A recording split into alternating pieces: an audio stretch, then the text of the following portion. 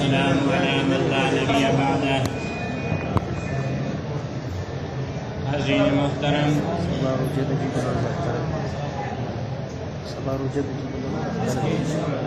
آج بروز جمعۃ المبارک 29 رمضان المبارک 1441 ہجری و مطابق 22 مئی سن 2020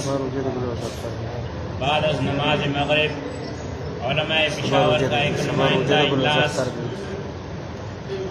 بسلسلہ رؤیت ہلال شوال المکرم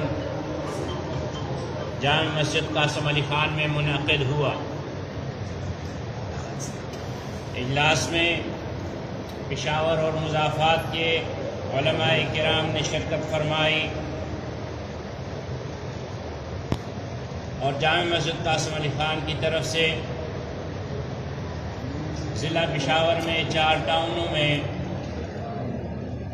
جن علماء کرام کو ہر ٹاؤن میں ذمہ داری سونپی گئی تھی،